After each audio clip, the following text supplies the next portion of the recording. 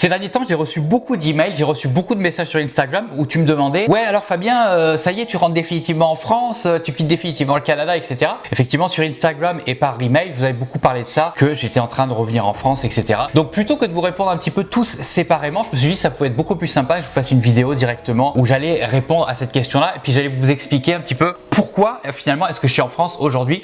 Qu'est-ce qui a fait que moi qui, il y a encore plusieurs mois de ça, j'étais comme fou du Canada, je me retrouve à nouveau en France. Avant que je commence à t'expliquer tout ça, premièrement, mets un pouce bleu. Deuxièmement, n'hésite pas à t'abonner à la chaîne si ce n'est pas déjà fait, si tu es un touriste qui passe, qui regarde les vidéos et qui se casse. Et n'oublie pas, bien évidemment, d'activer la petite clochonnette. Absolument, c'est parti, on y va. Alors avant de t'expliquer directement qu'est-ce que je fais là en France et pourquoi, pendant combien de temps je reste, etc. Qu'est-ce qui se passe concrètement, c'est intéressant que je t'explique tout ce qui s'est passé avant, tout ce qui s'est passé l'année qui vient de s'écouler. Parce que le fait que je sois en France aujourd'hui, c'est ce qui découle de tout ce qui s'est passé durant l'année. Donc on va revenir un an en arrière, au mois de septembre 2019. J'ai quitté le Canada pendant quelques temps pour aller au Royaume-Uni. Donc qu'est-ce que j'ai fait? En fait, l'idée c'était, j'ai vécu pendant genre 30 ans en France et je me suis rendu compte que j'avais jamais visité que ce soit l'Angleterre, l'Irlande, l'Écosse, enfin le Royaume-Uni. J'avais jamais visité ces pays-là et c'est quelque chose qui me faisait plaisir et qui me tenait à cœur. Donc je me suis dit, maintenant que j'ai la possibilité, si tu veux, financière et géographique de le faire, parce que je suis libre financièrement et géographiquement, je me suis dit, je vais le faire. Donc j'ai sous-loué ma maison parce que oui, c'est légal au Canada de sous-louer sa maison. Et puis je suis parti donc au Royaume-Uni. L'idée c'était un petit peu de me faire un gros road trip tout seul avec mon sac à dos, de louer des bagnoles et puis d'aller à droite à gauche, d'aller voir le fin fond de l'Irlande, d'aller voir le fin fond de l'Angleterre, le fin fond de l'Écosse, etc. C'était ça l'idée de départ de tout ce voyage. Et c'est exactement ce que j'ai fait. J'ai passé plusieurs mois incroyables. C'était exactement ce que j'espérais. Je suis allé chercher quelque chose et c'est ça que j'ai trouvé. Donc j'ai passé un super bon moment et je me suis vraiment éclaté. Suite à ça, je suis allé en France, donc en famille, pour passer les fêtes, parce que ça faisait quand même super longtemps que j'avais pas fait les fêtes avec ma famille. Suite à ça, au mois de janvier, il a fallu que je rentre chez moi. Parce qu'il était temps, si tu veux, il était temps que je retourne chez moi, au Québec, que je retrouve ma vie normale, si tu veux. Donc au mois de janvier 2020, donc au début de cette année-là, je suis retourné chez moi. Et là, qu'est-ce qui s'est passé?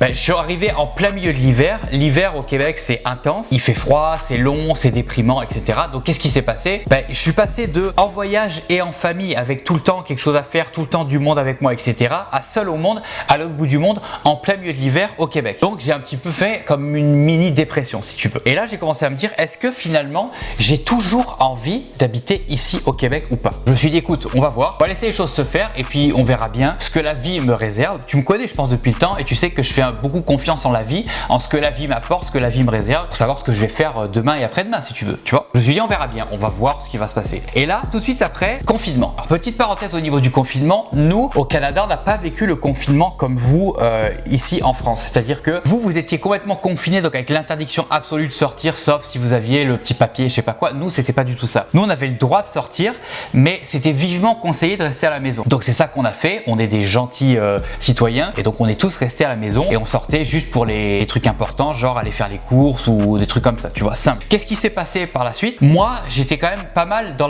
l'esprit de ok, je pense que j'ai fait le tour avec le Québec et qu'il va être temps que je retourne en France ou alors que j'aille ailleurs. Parce que j'avais pas nécessairement envie de retourner en France et c'est d'ailleurs le cas, j'ai pas nécessairement envie d'être en France, mais en tout cas, partir du Québec, je me suis dit, je pense que j'ai fait le tour. Donc j'ai dit à mon propriétaire que je m'en vais. J'ai pris les dispositions, si tu veux, pour partir, pour quitter le Québec, entre guillemets, définitivement. Là, qu'est-ce qui s'est passé? Donc on sort entre guillemets du confinement, je recommence à avoir une vie normale, je recommence à avoir des amis, je recommence à sortir, je recommence à avoir une vie, ouais c'est ça, une vie normale finalement. Et là je me dis, on est bien quand même ici, est-ce que vraiment j'ai envie de quitter le Québec? Parce que finalement, tu sais quoi? On n'est pas si mal ici. Et finalement, j'ai bien fait d'attendre parce que c'est pas moi qui ai choisi. Et c'est ça que j'aime bien dans la vie en général. C'est ma petite morale de la journée.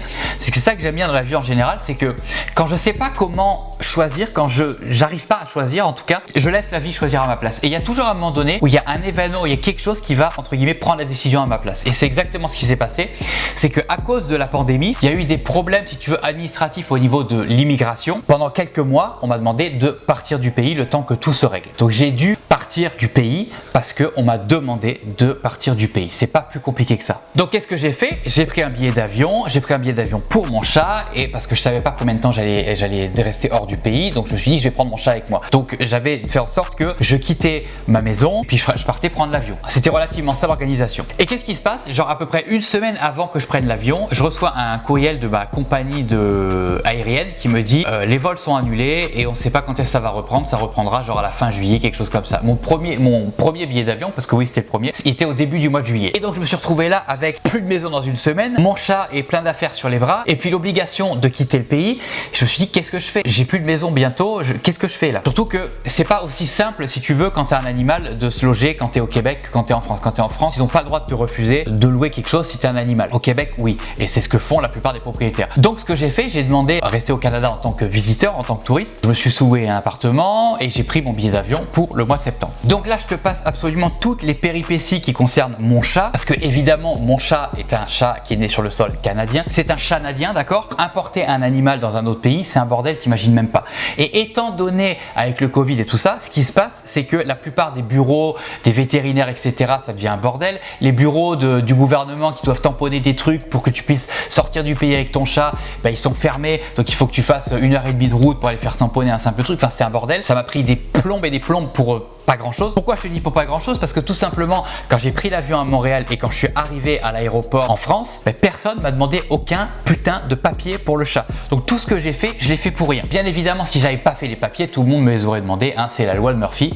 Tu connais, c'est comme ça que ça se passe dans la vie. Et donc au final, là, au moment où je te parle, je suis en France. J'ai loué un petit Airbnb le temps de me trouver un logement pour plus long terme. Donc finalement, pour répondre à la question initiale de cette vidéo, est-ce que j'ai quitté le Canada définitivement et est-ce que je suis rentré en France définitivement? Non et non. Je vais m'expliquer. Quand je suis parti du Canada, ça a été vraiment fait à contre-cœur parce que j'avais vraiment plus envie. Parce que le problème, c'est qu'étant donné que j'étais parti pendant un moment en Europe, quand je suis revenu, j'ai dû me recréer à nouveau, encore une fois, une zone de confort, etc. C'est assez compliqué si tu veux quand tu pars longtemps comme ça. C'est comme si j'avais redéménagé et redéménagé si tu veux. Donc je m'étais refait ma zone de confort, je vais recommencer à vivre normalement. Quand j'ai dû quitter le Canada, là, la semaine dernière, je l'ai fait littéralement à contre-cœur. Ça m'a fait vraiment chier parce que j'avais aucune envie de quitter le Canada si tu veux.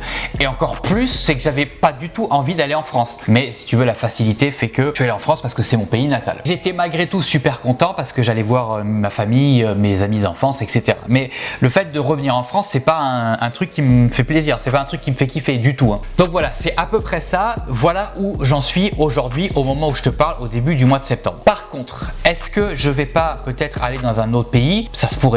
Je sais pas, pour l'instant je suis en train d'y réfléchir. Moi je suis quelqu'un d'assez perdu si tu veux, parce que j'ai cette chance et cette malédiction d'être libre géographiquement et d'être libre financièrement. Et ce que les gens ne vous disent pas, c'est que, enfin tous ceux qui prônent la liberté financière, etc., ce qu'ils vous disent pas souvent, c'est que quand tu es obligé de travailler quelque part, quand tu es obligé d'habiter quelque part, parce que je sais pas, moi tu as une famille ou peu importe, ça te pose un cadre si tu veux. Ça te pose un cadre, tu dois être là, c'est comme ça, tu réfléchis pas.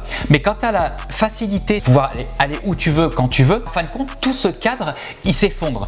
Donc tu te retrouves dans une situation où tu as toutes les possibilités qui s'offrent à toi, tu peux faire ce que tu veux, donc tu n'arrives pas à choisir, tu n'arrives pas à te décider parce qu'il y a plein d'endroits où tu as envie d'aller. Je me dis peut-être que je devrais aller habiter en Irlande, j'aimerais ça, j'ai des amis en Thaïlande, j'aimerais ça aller en Thaïlande, j'aimerais ça aller au Vietnam, j'aimerais ça aller visiter la Scandinavie. Le problème, c'est que quand tu es libre comme ça, géographiquement et financièrement, le monde est ton terrain de jeu et ça devient assez difficile de prendre une décision si tu veux. Donc c'est là où j'en suis aujourd'hui.